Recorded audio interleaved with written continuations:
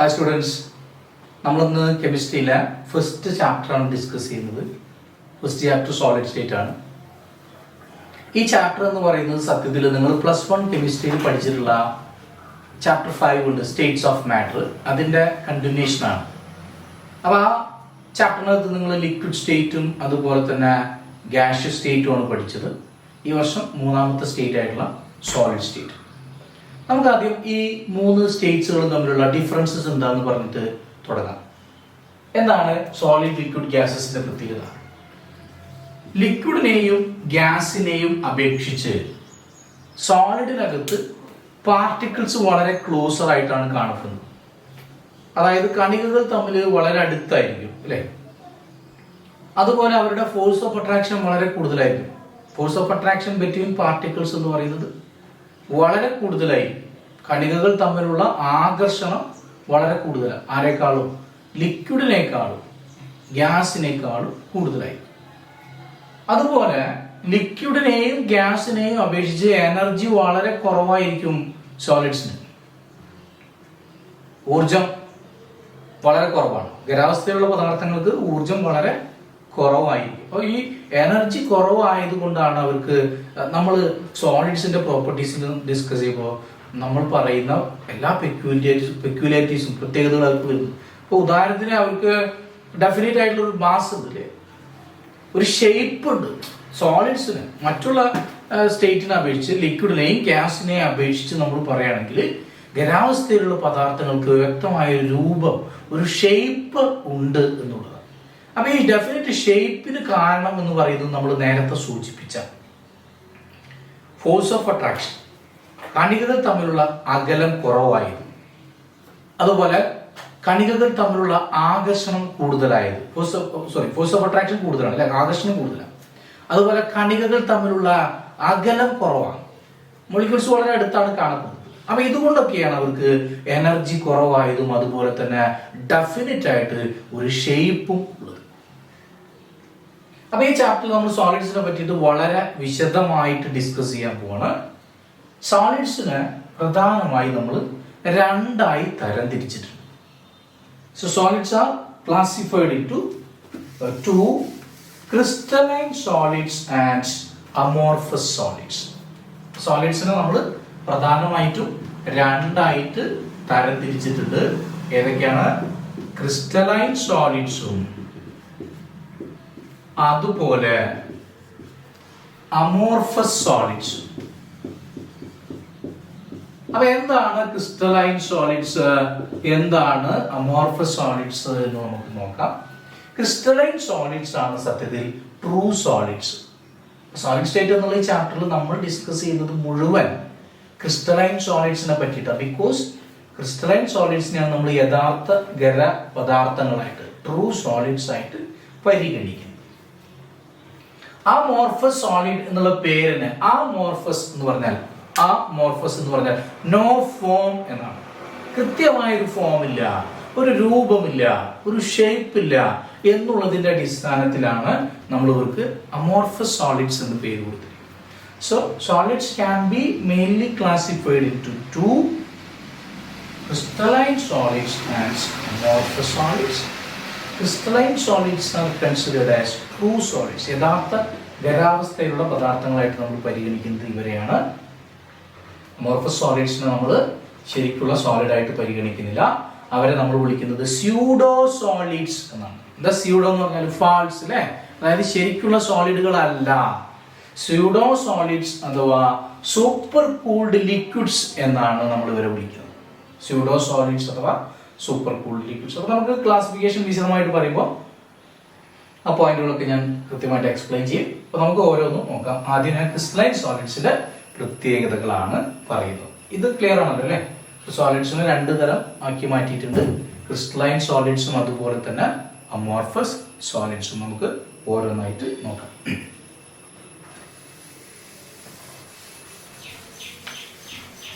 Crystalline സോളിഡ്സിന്റെ പ്രത്യേകത എന്ന് പറയുന്നത്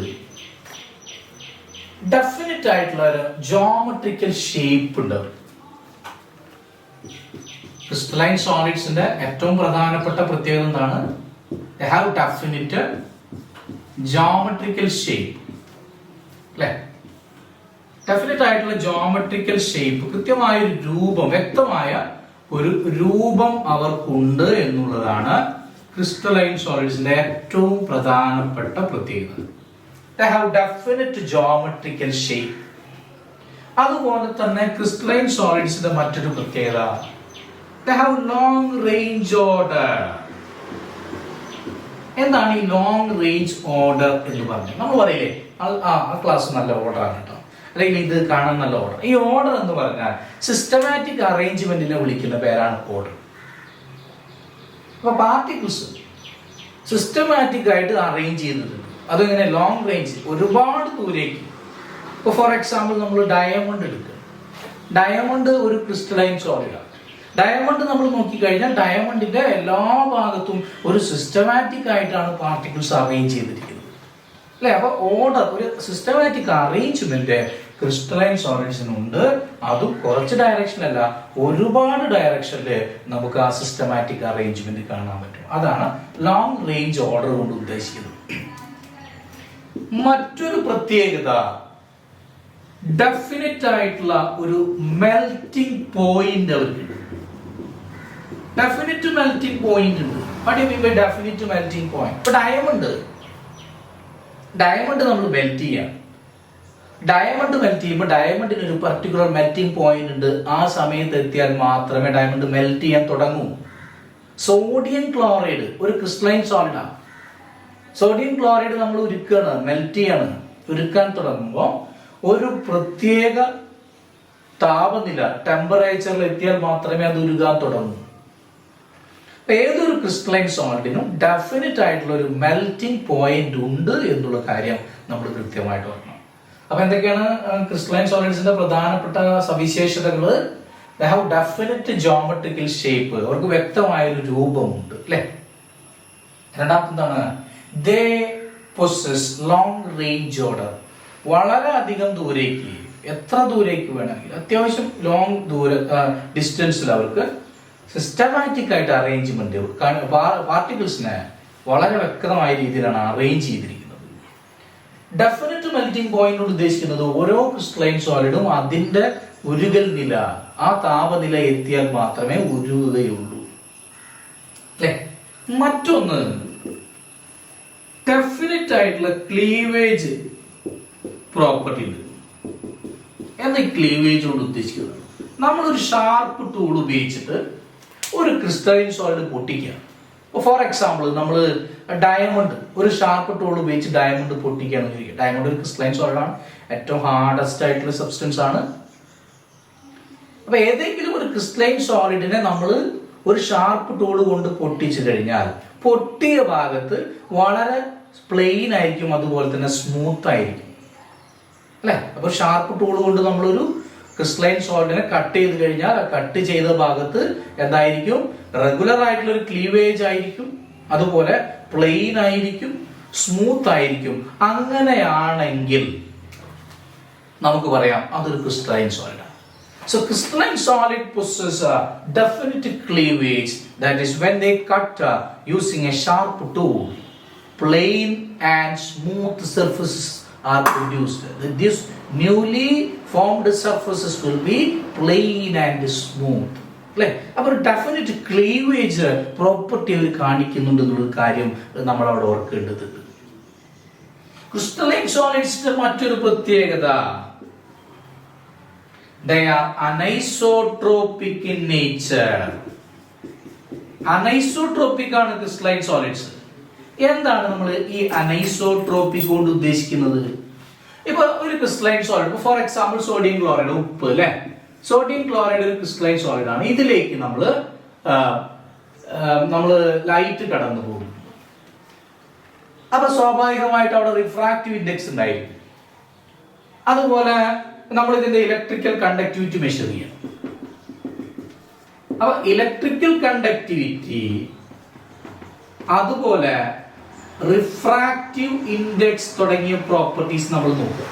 ഞാൻ ഈ ഡയറക്ഷനിൽ റിഫ്രാക്റ്റീവ് ഇൻഡെക്സ് മെഷർ ചെയ്യുന്നു, ഒരു പർട്ടിക്കുലർ വാല്യൂ ആണ് കിട്ടുന്നത്. എന്നാൽ ഞാൻ ഈ ഡയറക്ഷനിലാണ് റിഫ്രാക്റ്റീവ് ഇൻഡെക്സ് മെഷർ ചെയ്യുന്നതെങ്കിൽ നേരത്തെ കിട്ടിയ വാല്യൂ ആയിരിക്കില്ല ഇവിടെ കിട്ടുന്നത്. അതുപോലെ ഈ ഡയറക്ഷനിൽ ഉണ്ടായിരിക്കുന്ന ഇലക്ട്രിക്കൽ കണ്ടക്ടിവിറ്റി ആയിരിക്കില്ല ഈ ഡയറക്ഷൻ. അപ്പൊ ചില physical properties, refractive index, electrical conductivity തുടങ്ങിയ ഫിസിക്കൽ പ്രോപ്പർട്ടീസ് പല ഡയറക്ഷനിലും പലതായിരിക്കും എന്നുള്ളൊരു പ്രത്യേകതയുണ്ട്. ആ പ്രത്യേകതയെ നമ്മൾ വിളിക്കുന്ന പേരാണ് anisotropy. So what is anisotropy? In some solids, physical properties such as refractive index, electrical conductivity, etc. will be different in different directions. അപ്പോൾ പല ഡയറക്ഷൻസിലും നമ്മൾ ഈ ഫിസിക്കൽ പ്രോപ്പർട്ടീസ് ഒക്കെ മെഷർ ചെയ്ത് കഴിഞ്ഞാൽ പല ഡയറക്ഷനിലും പല വാല്യൂ ആയിരിക്കും. ആ പ്രോപ്പർട്ടിയെ വിളിക്കുന്ന പേരാണ് അനൈസോട്രോപ്പി. അപ്പൊ ക്രിസ്റ്റലൈൻ സോളിഡ്സ് അനൈസോട്രോപിക് ആണ് അല്ലെ. അനൈസോട്രോപിക് ആണ് ക്രിസ്റ്റലൈൻ സോളിഡ്സ്. കാരണം മറ്റൊന്നുമല്ല. എന്താണ് കാരണം? അതാണ് ചോദ്യം. എന്തുകൊണ്ട് ക്രിസ്റ്റലൈൻ സോളിഡ്സ് അനൈസോട്രോപിക് ആയി? അതിന് കാരണം മറ്റൊന്നുമല്ല, നമ്മൾ എഴുതിയിരിക്കുന്ന രണ്ടാമത്തെ point, long range order, systematic arrangement ആണ് അല്ലെ. അപ്പൊ സിസ്റ്റമാറ്റിക് അറേഞ്ച്മെന്റ് ലോങ് ഡിസ്റ്റൻസിൽ കാണിക്കുന്നതിന്റെ ഫലമായിട്ട് ഇവരുടെ ഫിസിക്കൽ പ്രോപ്പർട്ടീസില് പല ഡയറക്ഷനിലും പല വാല്യൂ ആണ് നമുക്ക് കിട്ടുക എന്നുള്ളൊരു കാര്യം നിങ്ങൾ ഓർക്കുക. സോ അനൈസോട്രോപിക് ഇൻ നേച്ചർ എന്നുള്ളൊരു കാര്യം നിങ്ങൾ ഓർക്കണം. കുറച്ച് എക്സാമ്പിൾസ് ഞാൻ എഴുതുന്നു, കുറച്ച് എഴുതുന്നുള്ളൂ. കാരണം ഈ പാഠം മുഴുവൻ നമ്മൾ പറയുന്നത് ക്രിസ്റ്റലൈൻ സോളിഡ്സിനെ പറ്റിയിട്ടാണ്. പ്രധാനപ്പെട്ട കുറച്ച് ക്രിസ്റ്റലൈൻ സോളിഡ്സ് മാത്രം ഞാൻ മെൻഷൻ ചെയ്യാം. Diamond, NaCl, ice, quartz, graphite, ഇതൊക്കെ വളരെ പ്രധാനപ്പെട്ട ചില crystalline solids. So what are the properties of crystalline solids? They have definite geometrical shape, they possess long range order, they have definite melting points, they have definite cleavage property, they are anisotropic in nature. ഇത്രയും properties നിങ്ങൾക്ക് മനസ്സിലായില്ലേ? ഇതാണ് crystalline സോളിഡ്സിന്റെ പ്രത്യേകതകളെങ്കിൽ ഇതിന്റെ opposite ആണ്, എല്ലാം opposite ആണ് amorphous സോളിഡ്സിന്റെ പ്രത്യേകതകൾ. അപ്പൊ എന്തൊക്കെയാണ് നമുക്ക് നോക്കാം അമോർഫസ് സോളിഡ്സിന്റെ പ്രത്യേകത. അമോർഫസ് സോളിഡ്സിന്റെ ഒന്ന് രണ്ട് എക്സാമ്പിൾ ഞാൻ പറഞ്ഞാൽ തന്നെ ഈ പോയിന്റുകളൊക്കെ നിങ്ങളുടെ മനസ്സിലേക്ക് വരും. Glass, paper, wood, plastic, rubber, ഇതൊക്കെ അമോർഫസ് സോളിഡ്സ് ആണ്. അപ്പൊ സ്വാഭാവികമായും ആ ഫോംസ് നമ്മുടെ മനസ്സിലേക്ക് വന്നു കഴിഞ്ഞു. Amorphous, plastic, glass, paper, wood, ഇതിനൊന്നും കൃത്യമായ ഫോം ഇല്ല അല്ലെ. അപ്പൊ നമ്മൾ അവർക്ക് ഫോം കൊടുക്കുകയാണ്. അപ്പൊ അമോർഫസ് സോളിഡ്സിന്റെ പ്രത്യേകതകൾ എന്തൊക്കെയാണെന്ന് നമുക്ക് നോക്കാം. ഒന്നാമത്തെ പ്രത്യേകത ഞാൻ നേരത്തെ സൂചിപ്പിച്ചു കഴിഞ്ഞു, ഇറഗുലർ ഷേപ്പ് ആണ്. നേരത്തെ ക്രിസ്റ്റലൈൻ സോളിഡ്സിന് ഡെഫിനിറ്റ് ഷേപ്പ്, ജോമെട്രിക്കൽ ഷേപ്പ് ഉണ്ടെങ്കിൽ ഇവർക്ക് കൃത്യമായ ഒരു ഷേപ്പ് ഉണ്ടായിരിക്കില്ല. ഇറഗുലർ ഷേപ്പ് അല്ലെ. Crystalline solids long range order കാണിച്ചിരുന്നത്, അതായത് ഒരുപാട് ഡയറക്ഷനിലേക്ക് നമുക്ക് സിസ്റ്റമാറ്റിക് ആയിട്ട് അറേഞ്ച്മെന്റ് കാണാൻ പറ്റുമെങ്കിൽ ഇവിടെ ഷോർട്ട് റേഞ്ച് ഓർഡർ ആയിരിക്കും. വളരെ കുറച്ച് സ്ഥലത്ത് മാത്രമേ സിസ്റ്റമാറ്റിക് അറേഞ്ച്മെന്റ് കാണാൻ പറ്റൂ. ഗ്ലാസ് എടുക്കുക, പേപ്പർ എടുക്കുക, വുഡ്, ഇതിലൊക്കെ ഒരു പ്രത്യേക ഡയറക്ഷനിൽ മാത്രമേ ഒരു അറേഞ്ച്മെന്റ് ഉള്ളൂ. പിന്നെ ഇങ്ങനെ ഇറഗുലർ ആയിരിക്കും, ഡിസോർഡർ ആയിരിക്കും, റാൻഡം ആയിരിക്കും അവരുടെ അറേഞ്ച്മെന്റ് അല്ലെ. അപ്പൊ ഒരു കൃത്യമായ അറേഞ്ച്മെന്റ് നമുക്ക് കാണാൻ കഴിയില്ല. മൂന്നാമത്തെ പ്രത്യേകത, ഇവർക്ക് ഒരു ഡെഫിനിറ്റ് മെൽറ്റിംഗ് പോയിന്റ് ഉണ്ടാവില്ല. ഇപ്പൊ ഫോർ എക്സാമ്പിൾ പ്ലാസ്റ്റിക് ഒരു പർട്ടിക്കുലർ ടെമ്പറേച്ചർ മേലേക്ക് കൊണ്ടുവന്നാൽ തന്നെ ഉരുകാൻ തുടങ്ങും. അപ്പൊ ഒരു ഹയർ ടെമ്പറേച്ചറിലൊന്നും തീരെ വിത്ത്സ്റ്റാൻഡ് ചെയ്യാൻ പറ്റാത്ത ഒരു പർട്ടിക്കുലർ മെൽറ്റിംഗ് പോയിന്റ് ഇല്ലാത്ത സാധനങ്ങളായിരിക്കും അമോർഫസ് സോളിഡ്സ് അല്ലെ. They do not possess definite melting point. അപ്പൊ കൃത്യമായ മെൽറ്റിംഗ് പോയിന്റ് അവർക്ക് ഉണ്ടായിരിക്കില്ല എന്നുള്ളൊരു കാര്യം നമ്മൾ ശ്രദ്ധിക്കണം. ഓക്കെ. മറ്റൊരു പ്രത്യേകത നേരത്തെ സൂചിപ്പിച്ചതുപോലെ ക്ലീവേജ്. നമ്മളൊരു ഹാർഡ് ടൂൾ ഉപയോഗിച്ചിട്ട് ഒരു അമോർഫസ് സോളിഡ് കട്ട് ചെയ്യാം. അമോർഫസ് സോളിഡ് കട്ട് ചെയ്താല് ആ പുതിയതായി ഉണ്ടായ ഭാഗം നമുക്കറിയാം, ക്രിസ്റ്റലൈൻ സോളിഡ് ആണെങ്കിൽ പുതിയതായി ഉണ്ടായ ഭാഗം പ്ലെയിൻ ആയിരിക്കും, സ്മൂത്ത് ആയിരിക്കും അല്ലെ. എന്നാൽ ഇവിടെ പുതിയതായി ഉണ്ടായ ഭാഗം ആകെ ഇറഗുലർ ആയിരിക്കും. ഫോർ എക്സാമ്പിൾ നമ്മൾ ഗ്ലാസ് പൊട്ടിച്ചു, ഗ്ലാസ് പൊട്ടിച്ചാൽ നിങ്ങൾ ശ്രദ്ധിച്ചിട്ടുണ്ടോ ആ ഭാഗം പുതിയതായിട്ടുള്ള ഭാഗം ചതഞ്ഞ പോലെയായിട്ട് നമുക്ക് തോന്നും.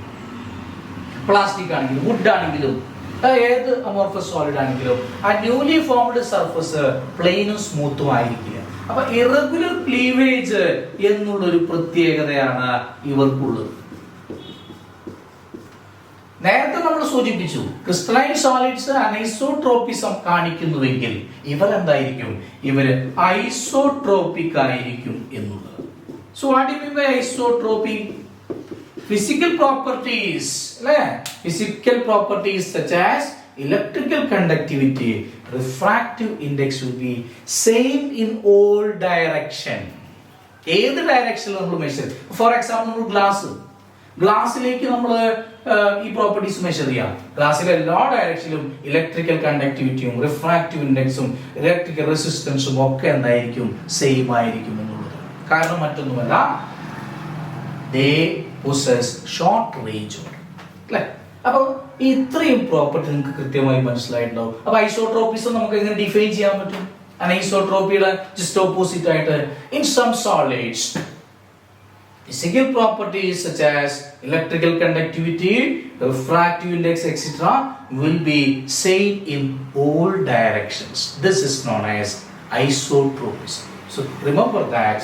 നിങ്ങൾ ഓർത്ത് വയ്ക്കുക, അമോർഫസ് സോളിഡ്സ് ഐസോട്രോപിക് ആണ്, എല്ലാ ഡയറക്ഷനിലും ഒരേ മെഷർമെന്റ് ആയിരിക്കും. കാരണം മറ്റൊന്നുമല്ല, അവർക്ക് എന്തുണ്ട്, ഷോർട്ട് റേഞ്ച് ഓർഡർ മാത്രമാണ് അവർ കാണിക്കുന്നത് എന്നുള്ളത്.